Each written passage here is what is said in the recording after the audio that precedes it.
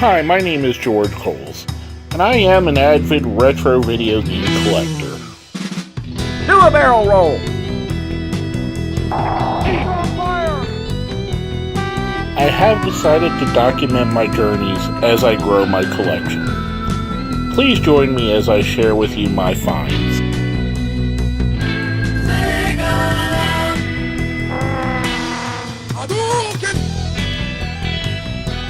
Welcome to Retro Game Treasure Hunting. Hi everybody, and as the opener just said, my name is George Coles, and this is going to be another episode of Retro Game Treasure Hunting.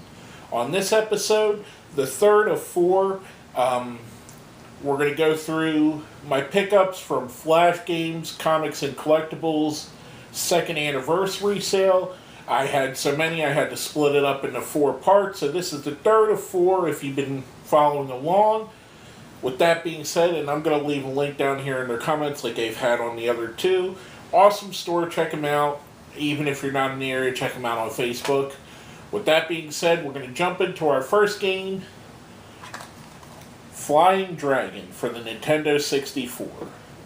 Now, I mentioned Flash Games, Comics and Collectibles. I love this store, and this is one of the reasons. I was super intrigued by the sticker on this game, and I thought that really looked neat. I didn't know much about it. So I'd asked the owner of the store, I went to him and I was like, hey, what can you tell me about this? Turns out, this is kind of a hidden gem game for the Nintendo 64. It's a fighting game. And Nintendo 64 is a system that's not really known for having great fighting games. But we have this game, and it's kind of an anomaly. I don't remember hearing anything about it. I want to say I've seen the box before. I've seen the box art, and I want to say I've seen the picture before. I may have even seen it in an old issue of EGM or Game Pro or something to that effect. But I didn't remember this, so he told me, you know what, try it out. I think you'll like it. And I brought it home, and I really did. First thing that sets us off from most other fighting games is that there's 2 different basically it's 2 games in one. You have a 2D fighting game and a 3D one. Now the 3D one is nothing spectacular, plays a lot like Virtual Fighter. It's good, it's solid. However, once we go over to the 2D realm, that's where this game really shines and really blows it out of the water, in my opinion.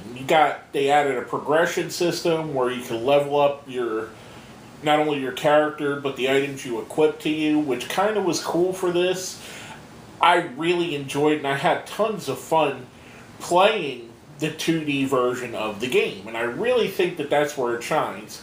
I kind of wish they would have just did a 2D game and fleshed that out even more. I really think it would have been a AAA, top-of-the-line game instead of what we have here, which was still a really good game. And for something I didn't know about, I was really pleasantly surprised and really blown away. And to me, that's one of the things about the game, about the store I go to. When you get to know your people that work at your local stores, they know what you're going to like, and they're going to recommend stuff that you like and don't like, and he knew I would like this, so he recommended I check it out. That being said, let's jump right into the ratings. Graphic-wise, I'm going to give it a 4. The 3D looks really good. It's really on par with what Virtual Fighter gives. However, like I said, the 2D animation is where I think it really shines. It looks so cool. I really enjoy the graphics on this game. Gameplay-wise, I give it a 4. Again, the 2D version steps it up in my opinion. Difficulty, I give it a 3. There is a learning curve on both ends. The 3D version plays more like a straight-up fighter, like Virtual Fighter. I keep saying Virtual Fighter, but that's the best example I could give, where there's not special moves or crazy stuff. Whereas the 2D has all that. It has the special moves, it has the chain attacks, and all that craziness. So, difficulty to learn both and excel in both. I think there's a bit of a curve, so I give it a 3. Replay value, I give it a 5. I'm going to play this game over and over and over again. I like it a lot. Music, I wasn't too much of a fan of the music in the game. I'm going to give that a 2. Overall, I give this a 4. A real hidden gem of the Nintendo 64. If you're a fighting game fan and a Nintendo 64 fan, I know that you've been misrepresented and you haven't had many great games, but this one is one that you should definitely pick up and check out. Now, coming from that, we're going to move on to the Super Nintendo, and this is a game, if you've been watching my channel, I've been playing a playthrough on, and I started playing the playthrough knowing I was going to pick this up. All of my video, I'm going to divulge it here. All of my video that I get is through ROMs. It's easier for me to capture video off of ROMs than it is from the consoles, switching them out, and I don't have a capture card as of yet. But this is when I started playing, knowing I was going to pick it up. My friend Paul, Papa Pickett from Gamers Never Grow Up, he challenged me to play this, and it's Super Empire Strikes Back, or Super Star Wars Empire Strikes Back, however you want to say it. If you watched my playthroughs on this, you know how frustrating this game could be at times. It's the really cool aspects of it. There are some really fun aspects of it. It's an exaggerated version of the Empire Strikes Back story. You can play as Luke Skywalker, Han Solo, and Chewbacca, which 3 of the main characters in the original trilogy, 3 of the characters that everybody loves. Each has different gameplay aspects to them. The main drawback is it's so relentlessly punishing. I mean, there's hordes and hordes of bad guys, and there's so much environmental damage that you could take. It's a very, very frustrating game. However, if you stick with it, it's also very rewarding. It's kind of what a lot of people would consider like a Dark Souls game now, where you get that level of difficulty maxed in. I think it overdid it on this. It does take away, in my opinion, the difficulty on this game does take away from the likability of the game. But that being said, I still think it's a decent game, which is going to lead us right into our ratings. Now, graphic-wise, I give it a 5. This looks as good as anything looks on the Super Nintendo. I think it looks amazing. The characters are instantly recognizable. The levels look crisp. They look great. They look like it's a lot of fun to play with, just graphically. So again, I give it a 5 on that. Gameplay, I give it a 3. There is some difficulty to it. There is some of the problems of played games that are this old, where the gameplay mechanics aren't as crisp as you would like in a game of this generation. So there is that. I think that it could have been better. They could have dialed it in a little bit more, but they had the limitations of what they were working with. Difficulty now, again, I'm going to stress this as I did on my last video. I'm not necessarily talking about how hard a game is. I'm talking about the difficulty versus enjoyability. And to me, difficulty is a 1. This dials up the difficulty to the point where it makes the game almost unenjoyable, to the point where you don't really want to go through it. And which leads to our next category, replay value. Once you beat this game, I don't think you're ever going to go back to it. I haven't went back to it in the 25 years since I played it. Now, the reason I did buy a physical copy, and this is not to knock anybody that's watching this that got tons of ROMs on their PC or wherever. I'm a physical collector. I love Star Wars, first of all. There's that. I love just being able to hold these games in my hand and play them. I love that. That's never going to give up. I mean, this game, as long as you have a playing Super Nintendo, is going to play for the next 25 years. It's 25 years old already. But I've always kind of tried to stick with, if I have a ROM of a game, I want to also have a physical copy. I just feel like it feels right that way, in my opinion. But again, I'm not trying to knock anybody for that. And that was a little bit off time there. Music wise, coming back into the ratings, I'm gonna give it a 5. It's the Star Wars music. It's the Star Wars soundtrack. It sounds beautiful. It'll keep you playing through the game. The levels that have different music have the Star Wars vibe to the music, so it does fit very good to it. Overall, I'm going to give this game a 3. If you want a challenge, if you enjoy Star Wars, I say go and pick it up.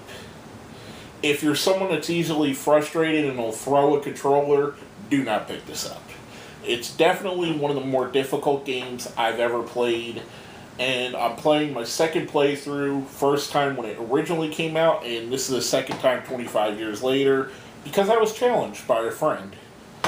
But, again, it's not for everybody. Now, sticking with the theme of challenging games, we come into Friday the 13th for the Nintendo Entertainment System.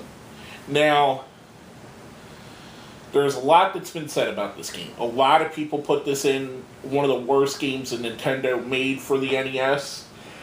I think it catches a lot of bad rep, and I think it's a lot of internet reviews that have made it have that bad rep. I had this game as a kid, and I actually loved playing it through. One of the main people that reviewed it and gave it such a bad reputation is the average video game nerd, which I'm not discounting him. He makes really good videos, he makes really good points, but he even dialed it back when he did a playthrough of it and said it's not as bad as his review was. To me, this is one of those games where it's not really difficult, it's not bad, but people quit on it because it's difficult to pick up and learn. And I enjoy that about this game. You got some of the iconic moments in here. Jason in the turquoise and purple Jason outfit, which is so iconic that they put it in the new game, the Friday the 13th, that's just came out recently within the last 2 years. And they even made Funko Pops and toys with the purple and turquoise. It's in the beginning video. I put it on there, the image. Everybody knows that image. It's so ridiculous that it doesn't look anything like him, but yet so 80s as well. And just the cover on the game is also what makes it there. There is a very steep learning curve to this. Once you know the maps go both go clockwise. So if you go left, you're going clockwise. If you go right, you're going counterclockwise.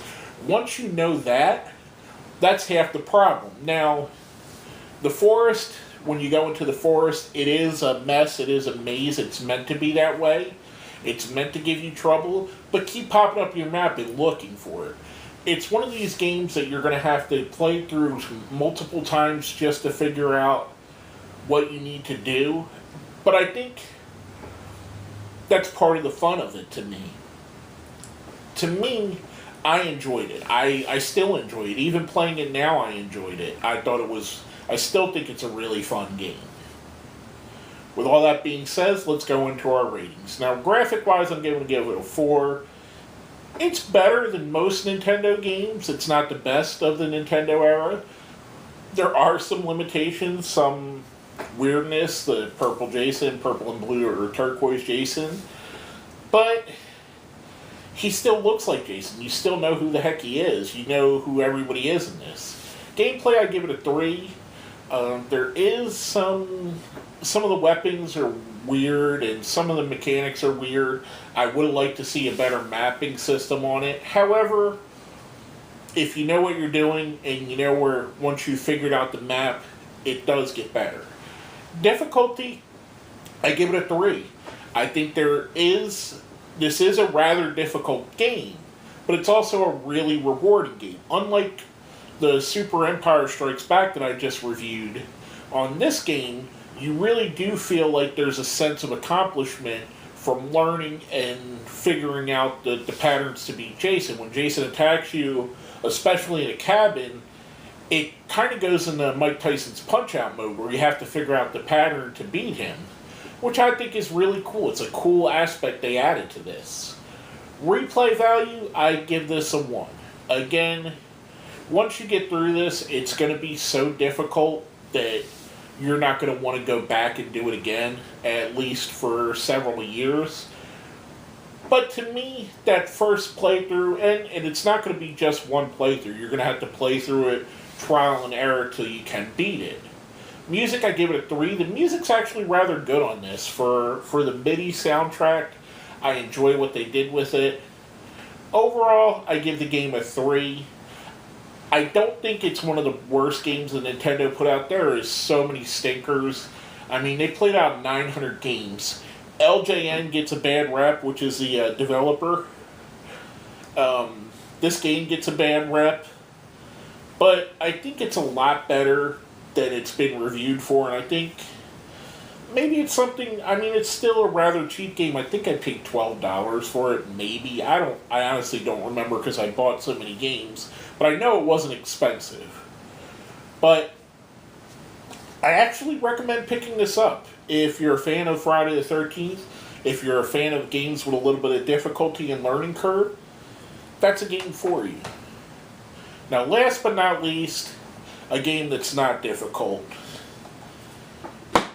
Paper Mario, the 1,000-Year Door. I had to double check to make sure I was saying it right.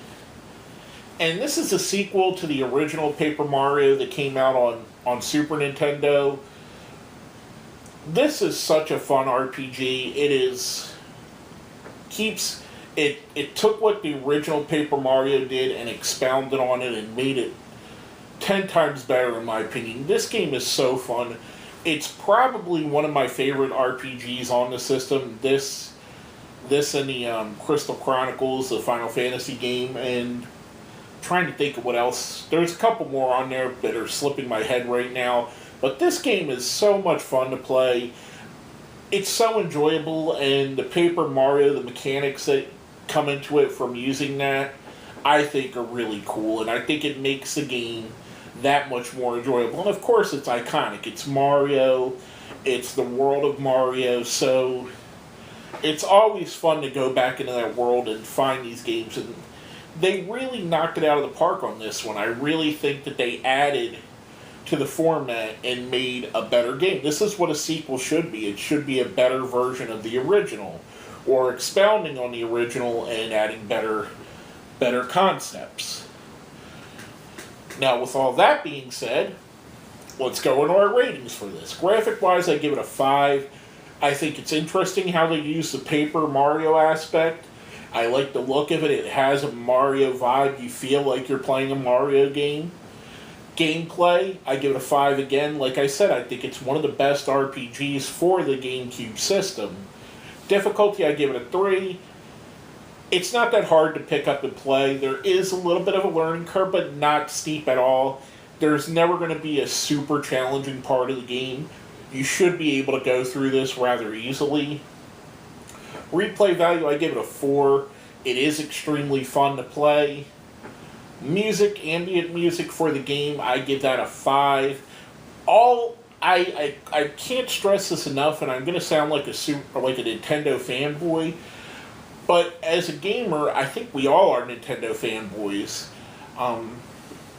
Nintendo proprietary games have some of the best music. They always knock it out of the park, whether it be Mario, whether it be Metroid, Zelda, Donkey Kong. They all have really great music to them. Even when you get to a game like Kirby, the music is so good, and it's something that really adds, in my opinion, it adds to the gameplay, and it makes the game even more fun because you're enjoying what you're doing, and you get a full immersion of it. Overall, I give this game a 5. I think this game is an absolute must-have if you're an RPG fan. If you're a GameCube collector, I keep stressing this on my videos. Start buying the GameCube games because they're going to blow up in price, and it's going to come soon within the next 2 years. Mark my words. But I think this is definitely a must-have for the system, and I've said that with several of my games, and, you know, I thought my memory card was in there because it's a little bit heavier, and it was just double-checking. But anyway, must-have, in my opinion, for both of those. So, all in all, this is my third of 4 pickup videos. We have 1 more left, 4 more games to review, 4 different Nintendo systems, from NES to Super Nintendo to Nintendo 64 to GameCube. The evolution of Nintendo gaming systems right here, or part of the evolution. We don't have anything Game Boy or Wii or Wii U or Switch up here, but we got these. And again, a hidden treasure if you're a fighting game fan and you have a Nintendo 64, get this. Get this game. I guarantee you will enjoy it. If you're a Star Wars fan, you want a challenge, that's a game for you. Just remember, if you throw and break your controller, I've warned you. Same with this. Friday the 13th, it is a challenge, but I say give it a shot. Don't go by what other people are saying about it. And Paper Mario, Thousand Year Door, get that game. Buy this game. If you looked at all 4 of these and you only could buy one, that's the one to buy, in my opinion. But they're all good games in their own way, and they're all worth having in your collection. With that being said, my name is George Coles, and this is the third of 4 episodes chronicling my pickups from Flash Games, Comics, and Collectibles 2nd anniversary sale. Definitely check them out in the comments. Tell them George sent you. Make sure you hit a like and share. If you agree with these, if you have some more hidden gems that you know about, that you want to tell me about, if you see my last video, I got a PlayStation Plus PSP for the first time, or PlayStation Portable, for the first time, that I've never owned one before. And I know a couple of games. I know that there's the Castlevania collection. I know the Burnout games are really good, I've heard. Leave me some suggestions on what you think are some hidden gems that I may not know about. Definitely on the PSP, that's one for sure. On the GameCube, any of these systems that you've seen. I have a Genesis, I have Nintendo, I have Super Nintendo, Nintendo 64, I have GameCube, I have Dreamcast, PlayStation 1, 2, 3, 4, and if I'm forgetting some, I don't have any of the Xbox consoles right now, but if you think something's worth getting on there, I could get an Xbox cheap or an Xbox 360 cheap as well. Let me know about some hidden gems. I'd like to do a video of just suggestions from you guys, your feedback, and I'd like to see what you guys think I should be getting, and what you guys, based on the reviews I see, what you think I might like that I might not know about again. Because that's the way we're going to find these cool games like this that you don't know about. With all that being said again, my name is George Coles, and this has been another episode of Retro Game Treasure Hunting.